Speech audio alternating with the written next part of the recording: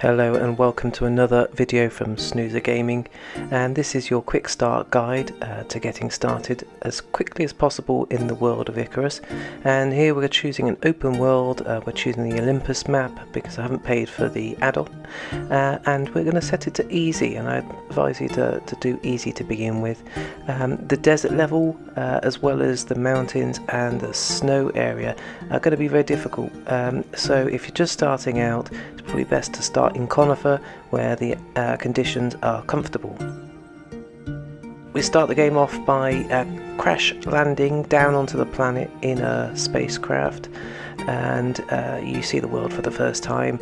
Basically, you've got to follow three rules. The first one is food, the next one is oxygen, and the other one is just surviving against the wildlife.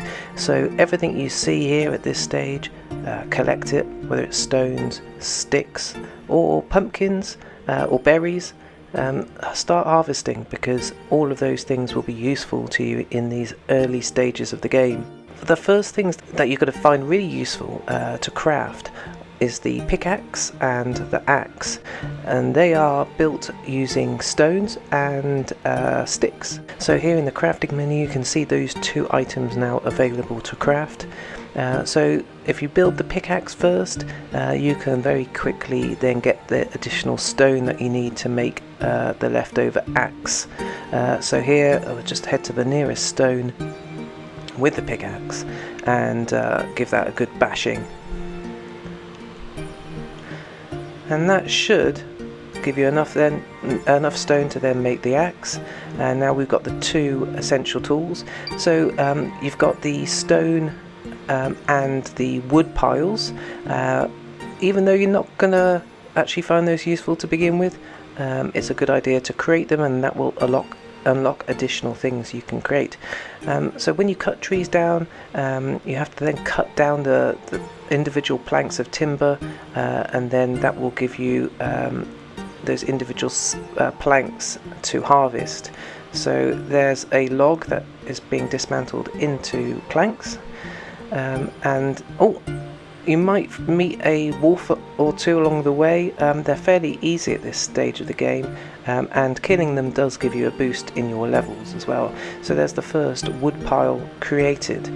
Now this blue stone here that I'm mining here, this is oxide, and you can consume this in the same way as you consume food types, and this basically replenishes your oxygen supply. So in the bottom left hand corner you can see your health, you can see the temperature, whether it's cold or hot, and then that O2 there is your oxygen levels. Those things will deplete over time, so oxygen, food and water are things you need to be concerned about. So make sure you've harvested enough food and enough oxide, because when nightfall falls, you need those things to stay alive. So this is the tech tree. At this point it's a good idea to unlock the spear and campfire, because the campfire will keep you warm at night and you can cook food on it, and the spear will help you hunt.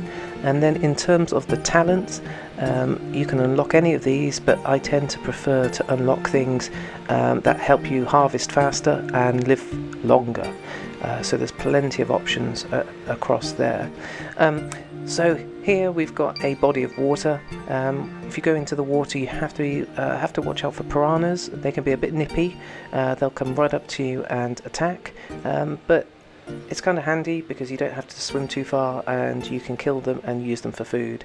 Now what you can see here is a weather event incoming report, and that tells you that there is a storm on the way.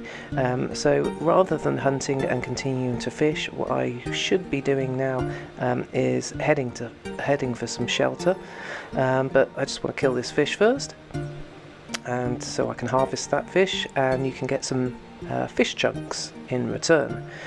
So let's head out and find some shelter. You can see here this is your exposure bar, and when that turns red and completes all the way up to the top, that's when you start actually taking health damage from the storm.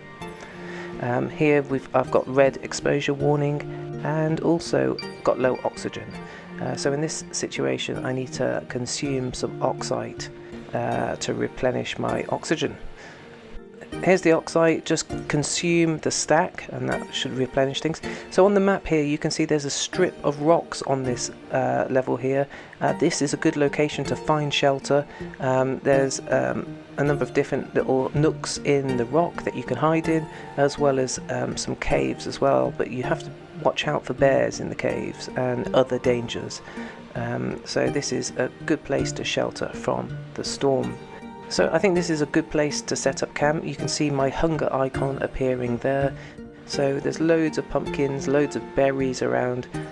Generally, when you hover over an item, it tells you what it is good for. Let's place the campfire down and set up, as soon it will be nightfall.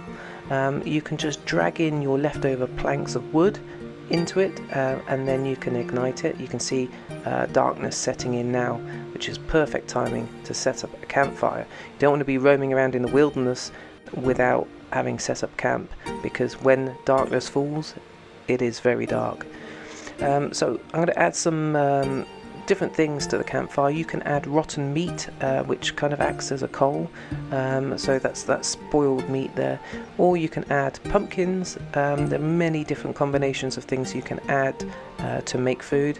Pumpkin basically gives you cooked pumpkin slices, which keeps you satisfied and full for a longer period of time than using fresh pumpkin. So here in this bar you can see all the combinations of what things you can combine in the campfire and what the resulting output is. There's quite a long list of different ones, which is a great way to start learning what you can harvest and what's useful in the wilderness. That concludes today's video. I hope you found it useful. Remember, don't go crazy exploring straight away. Get those essentials in place first and learn some of those fundamentals of survival. Otherwise you will keep dying in this unforgiving environment.